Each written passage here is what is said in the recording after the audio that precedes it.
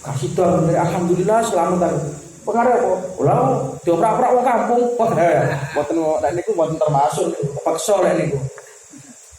Tapi faqala inni akhafu wa rabbal alamin. Yang kelima, wa rajulun tasaddaqa bi sadaqatin fa'afaha hatta la ta'lama shimaluhu ma tunfiqu yaminuhu. Orang yang bersedekah dengan ikhlas karena Allah. Sampai digambarkan oleh Rasulullah, tangan kirinya aja tidak tahu apa yang diberikan tangan kanannya.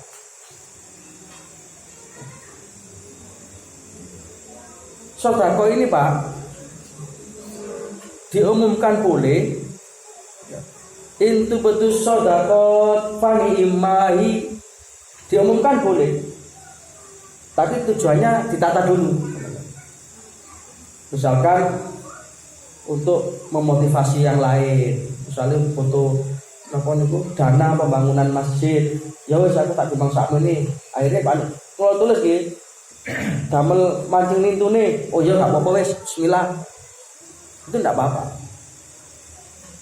Si penting buat rusak niat. Tapi dawuh Gusti Allah, wa in tukhfuha wa tutuhal fuqara wa huwa khairul lak. Kalau kamu menyembunyikan sedekahmu, itu lebih baik. Artinya lebih secara keikhlasan itu lebih terjaga. Lebih terjaga. Kadang-kadang yang umum kan hamba Allah. Wis tulisan hamba Allah. Niki sajane nggih ana bener tapi nggih ana gayane. Kok ngaku lek dhewe dadi kawulan Gusti Allah kok dadi hamba. Iki lek diakoni tenan. Nah ini sedekah yang tersembunyi, sedekah yang tidak menyakiti hati orang yang diberi. Yang terakhir, nanti ini keyakinan kita tentang hari kiamat supaya kita tahu bagaimana nanti. Karena hari kiamat ini Bapak Ibu, kita tidak boleh mengambil keterangan selain dari Al-Quran dan Al-Hadis. Jadi situasi-situasi kiamat itu sudah jelas, tegas. Al-Quran menjelaskan, Al-Hadis pun menjelaskan. Antara lain kalau kita buka surat Al-Qiyamah dan buka surat Al-Waqi'ah, surat Al-Zalzalah, itu penjelasan tentang kiamat. Kemudian hadis-hadis Rasulullah tentang kiamat. Antara ini, bagaimana situasi pada mahsyar ini. Yang terakhir, orang yang nanti dilindungi di hari akhirat di padang mahsyar adalah rajulun dzakarahu fi khalwatin fafadat ainahu. Yakni orang yang di keheningan malam dia itu Zakarullah itu artinya mengingat Allah. Gampangannya sholat malam, mengakui kesalahan, mengakui dosa-dosa, kemudian tanpa terasa air matanya menetes, menangisnya karena menyesali dosa dan kesalahan yang dia lakukan. Orang seperti ini nanti akan dilindungi di hari akhirat, di padang mahsyar. Nah, ini rukun iman yang kelima. Yang keenam, iman kepada takdir, yakni meyakini bahwasanya Allah itu sudah mengetahui Bapak Ibu apa yang sudah terjadi maupun apa yang belum terjadi. Ini semua sudah tertulis, sudah tercatat di Lauhil Mahfuz.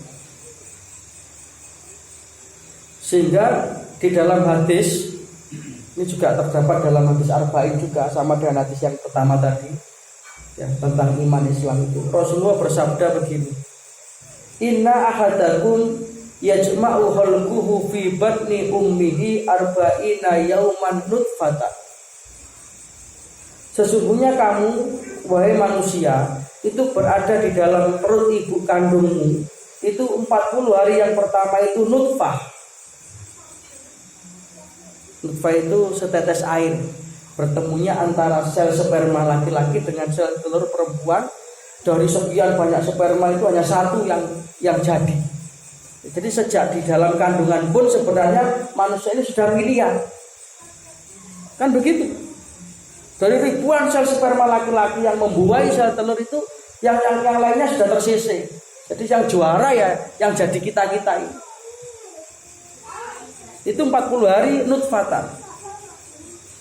40 hari pertama. Summa yakunu alaqatan. Kemudian menjadi segumpal darah. 40 hari yang kedua. Berarti usia berapa? 80 hari. Summa yakunu mudghatan. Kemudian menjadi segumpal daging. Berarti usia berapa? 120 hari. Ketika itulah kata Rasulullah, summa yursalu alaihil malak. Kemudian Allah mengutus malaikat. Fayanfuhu fihi ruh, dan kemudian Allah tiupkan ruh. Jadi kalau bayi usia 120 hari itu sudah mulai bergerak-gerak, sudah mulai ada kehidupan. Maka kalau ada orang menggugurkan kandungan sudah usia di atas 120 hari itu namanya pembunuhan. Karena sudah fayanfuhu fihi ruh, sudah ditiupkan ruh. Biasanya ibu-ibu sing hamil niku lek usiane sak moten niku mulai krasa obah-obah. Baru ngono sirahe bapake dicekel niku lho rungono niku lho anake jejeg-jejeg. Ya Mas sudah bergerak. Kemudian Allah menyuruh wa yu'maru bi arba'i kalimat. Allah menyuruh untuk mencatatkan takdir dari si jabang bayi. Yang pertama bikat rizkihi. Rizkinya sudah ditentukan, Pak. Sudah diukur. Nanti nyambut gawe yo ngoyo kaya napa rezeki wis ana takrane dhewe. Jadi harus jadi prinsip hidup kita. Lek iya mosok ora, lek ora mosok iya ngoten. Lek wis jatahe gagane nggih dhewe ya wis digoleki sing wajar-wajar mongke teko. Tapi lek durung jatahe mbok Mas yo diburu kaya napa sampai ninggalno ibadah, ninggalno sembahyang, ya hendakkan data.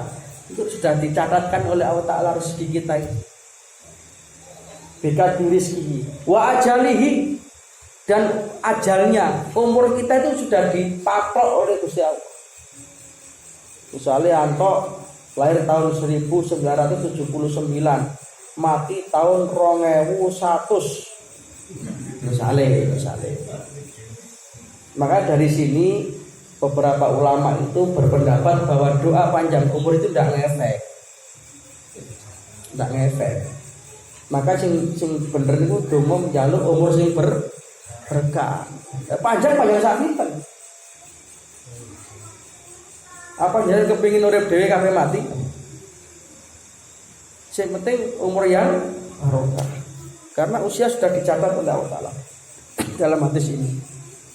Bikat rizkihi wa ajalihi wa umrihi, dan segala urusannya. Wa saqiyun au sa'idun. Ini kemudian melahirkan beberapa pemahaman. Ada yang mengatakan kalau begitu, karena manusia sudah dicatatkan oleh Allah Ta'ala seperti itu, kita tidak usah berusaha lah. Terus ngoyo-ngoyo apa lek jane wis wayahe ya wayahe. Ini juga tidak benar. Ini namanya Jabariyah. Jadi ada kelompok Jabariyah yang menganggap manusia ini tidak perlu berusaha apapun, menunggu nasib. Cara loro nggih mboten nang dokter. Wis nyambut gawe ya rasa-rasen. Ada yang namanya Qadariyah. Qadariyah itu kebalikannya, bahwa menganggap semua yang ada dalam diri kita adalah karena hasil usaha kita. Cara sugih ya krana pinter nyambut gawe, cara waras ya krana obati dokter itu cocok. Lah ini ini dua paham yang bertentangan. Maka di mana paham Ahlussunnah wal Jamaah yang menggabungkan antara usaha dengan doa. Inilah keimanan kita terkait dengan takdir Allah.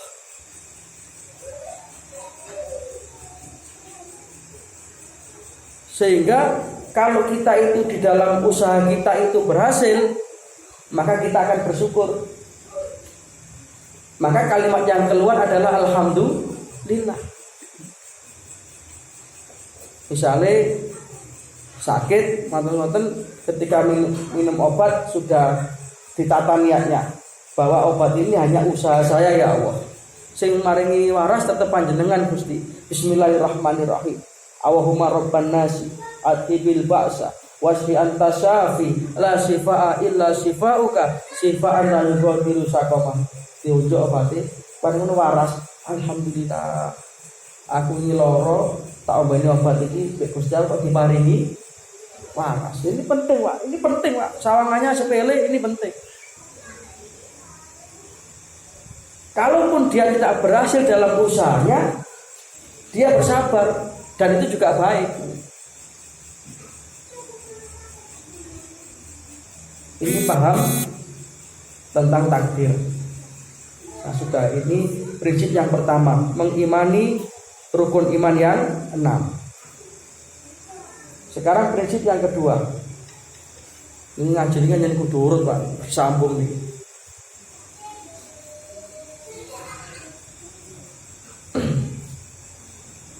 Di antara prinsip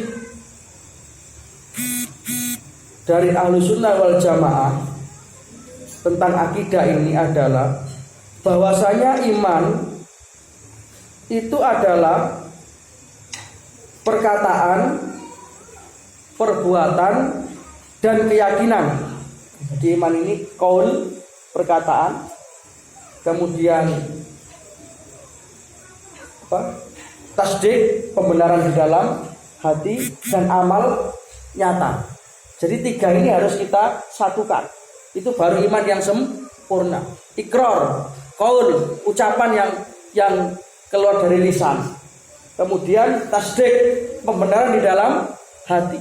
Karena kalau lisannya mengucap tapi hatinya bertentangan, ini bukan lagi iman namanya, tapi munafik.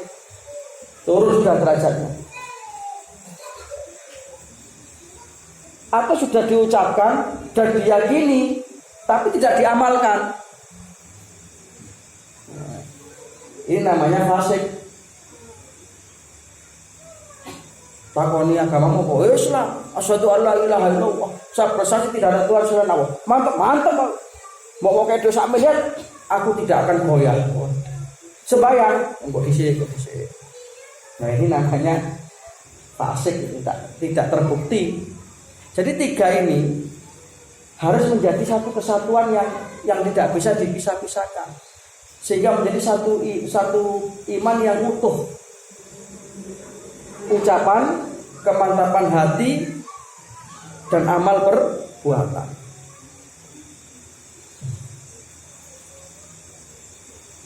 Nah, iman itu kata Rasulullah dalam prinsip yang kedua ini harus kita yakini, iman itu adalah sesuatu yang bisa bertambah dan bisa berkurang. Jadi imannya kita ini manusia itu iman yang labil, bukan iman yang stabil. Kalau imannya malaikat itu stabil. Malaikat itu sampai besok ya seperti itu, tidak pernah membangkang perintahnya Gusti Allah. Imannya iblis dan setan juga stabil dalam kedurhakaan. Lah manusia antara 2 ini, itu yang di dalam hadis dibahasakan oleh Rasulullah, al-imanu yazidu wa yanqus. Iman itu bertambah dan berkurang.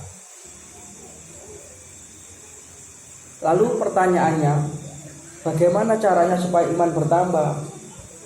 Nabi menyatakan, bertambahnya iman itu karena ketaatan, dan berkurangnya iman itu karena kemaksiatan. Ya sudah, itu aja rumusnya. Bahkan Rasulullah memerintahkan kita untuk selalu melakukan refresh terhadap keimanan kita itu. Nabi menyatakan jadidu imanaku. Imanmu itu harus senantiasa kamu perbarui terus. Dalam arti supaya umpama baterai itu kudu dicas supaya terus imannya stabil. Kalau kadang-kadang goyah, segera kita mengucap asyhadu alla ilaha illallah wa asyhadu anna muhammadar rasulullah. Kemudian sahabat bertanya, kalau tadi jenengan mengatakan iman itu diperbarui, wa kaifa nujaddidu imanana ya Rasul? Bagaimana cara kami memperbarui iman kami ya Rasulullah? Nabi menjawab, aksiru min qauli la ilaha illallah.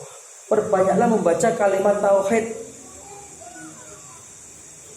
Ini keyakinan kita yang kedua. Prinsip iman kita itu adalah iman yang labil, yang harus selalu kita jaga terus, yang harus selalu kita perbarui terus.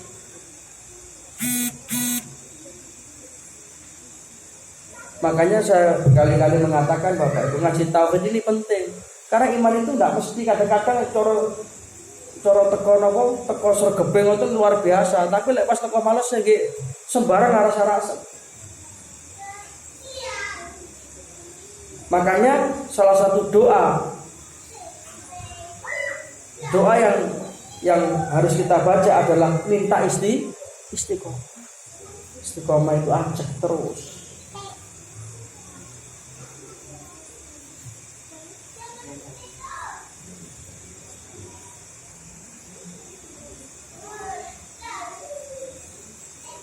Dasarnya adalah firman Allah Subhanahu wa taala di dalam Al-Qur'an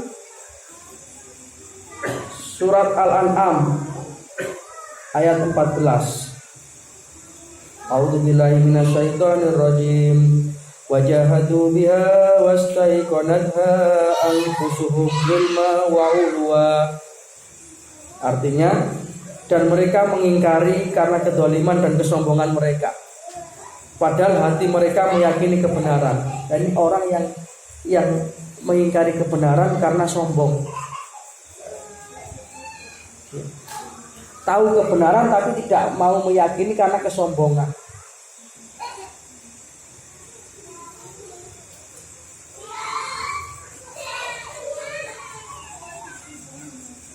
Sebagaimana perilaku umat-umat yang terdahulu. Sehingga iman tidak akan masuk kalau hati sudah diselimuti, ditutupi oleh kesombongan. Iman tidak akan masuk. Fir'aun itu bukan tidak tahu kalau Nabi Musa itu benar, tahu sekali, paham betul. Wong ketika didu dengan tukang sihirnya itu, di depan mata Fir'aun sudah menyaksikan bagaimana tukang sihirnya itu mengatakan bahwa yang dibawa Musa ini bukan sihir, Tuan Raja, ini betul-betul mukjizat. Sehingga tukang sihirnya kan semuanya masuk Islam itu Pak. Tapi justru Fir'aun merasa itu adalah penghinaan, sehingga tukang-tukang sihirnya semua dihukum dengan disalib, dipotong tangannya secara bersilang. Itu kesombongan sudah, kalau sudah hadir dalam hati seseorang kayak begitu Pak, bahayanya.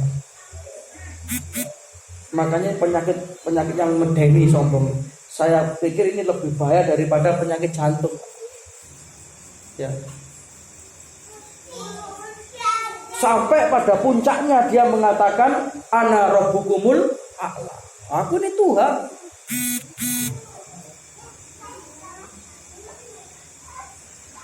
Tapi hebatnya Nabi Musa itu ya karena Nabi itu dibekali oleh Allah Ta'ala sifat fatona ya. Ketika Nabi Musa itu berdebat dengan Fir'aun, disaksikan orang banyak itu, Nabi Musa mengatakan, sudah pernah saya sampaikan, tapi penting saya ulang kembali supaya kita itu belajar dari kisah ini. Bagaimana Nabi Musa itu dengan cerdasnya mematahkan argumentasi Fir'aun. Ketika ditanya, wahai Musa, Tuhan itu siapa sih? Rabbus samawati wal ard. Tuhanku adalah yang menuhani langit dan bumi. Dengan jawaban ini, Fir'aun masih bisa berkilah. Apa jawab Fir'aun? Saya kira di bumi ini tidak ada yang berani dengan saya. Coba kamu hadirkan siapa yang melebihi saya. Kalau urusan yang di langit, wahai Haman, kamu bangunnya yang tinggi, taiceng ini di Tuhan Musa. Nah, dari sini Nabi Musa tanggap bahwa jawaban ini sudah tidak masuk pada Fir'aun. Maka kemudian Nabi Musa memberi jawaban yang kedua, second answer, berapa? Jawaban kedua, Rabbukum wa Rabbu abaikumul awwalun. Tuhanmu, Fir'aun, itu adalah yang menuhani kamu dan orang-orang yang sebelum kamu, mbah-mbahmu, bapak-bapakmu biar. Dari sini itu konon menurut catatan sejarah itu hampir mayoritas orang yang ada di situ semua itu beriman, hanya takut menampakkan keimanannya. Kenapa? Karena dengan pernyataan Nabi Musa ini bahwa Tuhanmu adalah yang menuhani kamu dan orang-orang yang sebelum kamu. Ini sekaligus mematahkan kalau memang Fir'aun itu Tuhan, berarti sebelum Fir'aun Tuhannya siapa? Masa anak Tuhan bayi? Yang menuhani bapaknya Fir'aun siapa? Mbahnya Fir'aun siapa? Ini seolah-olah menunjukkan bahwa Fir'aun ini memang bukan Tuhan. Hebatnya Nabi Musa itu. Nah, itu namanya ilmu nubuwah, Pak, kenabian langsung diilhami oleh Allah. Rabbukum wa Rabbu abaikumul awwalin. Tuhanmu adalah Tuhan yang menuhani kamu dan orang-orang yang sebelum. Jadi sebenarnya kesombongan itu bisa dipatahkan dengan logika-logika yang bersumber dari tauhid. Kata memang orang sombong itu sudah tidak masuk akal, Pak. Koyok dia itu iso kabeh, iso sembarang, yang orang lain tidak bisa. Ini medeni loh, Pak, bahaya, Pak. Mudah-mudahan kalau kalian dihindarkan dari sifat sombong. Nabi Ibrahim juga demikian. Ketika beliau dibakar, sebenarnya keselamatannya Nabi Ibrahim ini bukti kebenaran, tapi itu tidak mampu membuka hidayah bagi Raja Namrud karena kesombongan. Nah, sudah, ini prinsip yang kedua, bahwa iman kita itu bisa bertambah dan bisa berkurang. Maka di dalam Al-Quran surat Al-Anfal ayat 2-4